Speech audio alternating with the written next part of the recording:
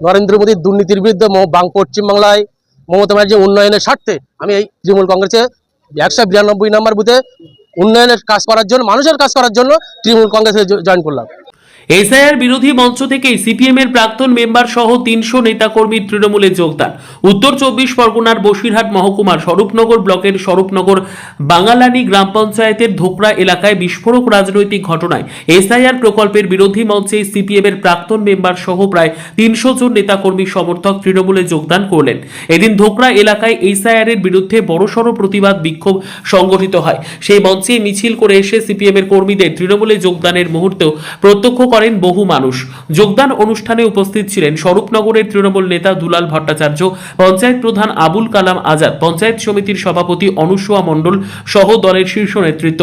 তৃণমূল নেতৃত্ব তাদের হাতে দলীয় পতাকা তুলে দেন। সিপিএম এর প্রাক্তন মেম্বার ফারুক সর্দার এর নেতৃত্বে গ্রামের বহু সিপিএম সমর্থক আজ তৃণমূলে যোগ দেন। যোগদানের পরে তিনি বলেন, দেশে দুর্নীতির বিরুদ্ধে একমাত্র মমতা বন্দ্যোপাধ্যায় সোচ্চার। তার উন্নয়ন নীতিকে সমর্থন করেই আমরা আজ তৃণমূলে যোগদান করলাম। রাজ্যে একের পর এক উন্নয়ন হচ্ছে, আমরা সেই উন্নয়নের শরিক হতে চাই। এসআইআর প্রকল্প নিয়ে দীর্ঘদিন ধরে এলাকায় ক্ষোভ বাড়ছিল। সেই ক্ষোভই আজ রাজনৈতিক পালাবদলের বড় পরিণতি হয়ে ধোকরা এলাকায় দেখা গেল বলে রাজনৈতিক মহলের মত। বর্তমান ভারতবর্ষে নরেন্দ্র মোদীর দুর্নীতির বিরুদ্ধে পশ্চিমবাংলায় মমতা ব্যানার্জির উন্নয়নের স্বার্থে আমি এই তৃণমূল কংগ্রেসে 192 নম্বর বুথে উন্নয়নের কাজ করার জন্য, মানুষের কাজ করার জন্য তৃণমূল কংগ্রেসে জয়েন করলাম। কতজন জয়েন করলেন? 300-র উপরে।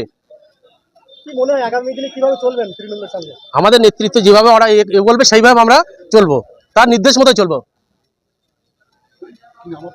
আমার নাম ফারুক সর্দার, 192 নম্বর বুথের।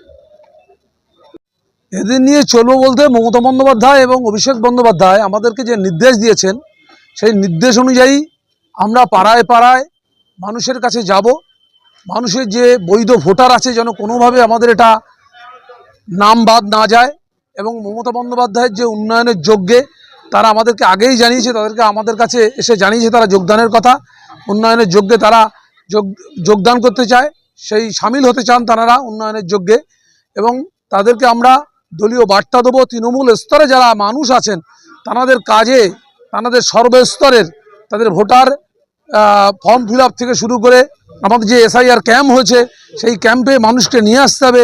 যারা বিশেষ করে যাদের মধ্যে শিক্ষার আলো নেই তাদেরকে এই ফর্মগুলো ভালোভাবে ফিল আপ করতে হবে। কোনোভাবে যেন কোনো বৈধ ভোটার আমাদের বাদ না যায়, সেই বৈধ ভোটারকে বজায় রাখতে হবে, এবং মানুষের সঙ্গে নিবিড় সম্পর্ক রেখে তাদেরকে আমাদের সঙ্গ দিতে হবে, এবং তাদের সমস্ত রকম কাজে আমাদেরকে সহযোগিতা করতে হবে।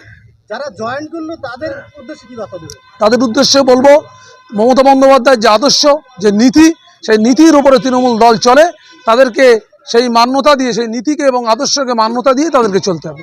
কতজন জয়েন করলো? 3 শতাধিক। কোন দল থেকে? সিপিএম পার্টি থেকে। তারা গ্রাম পঞ্চায়েতের প্রাক্তন সদস্য ছিল ফারুক সর্দার, এবং তার যারা সহযোগী তারা তৃণমূল কংগ্রেসে যোগদান করলেন। আপনার নাম পরিচয়? আমার নাম রমন গোস্বামী। আমি স্বরূপনগর বাঙালি তৃণমূল কংগ্রেসের কনভেনার।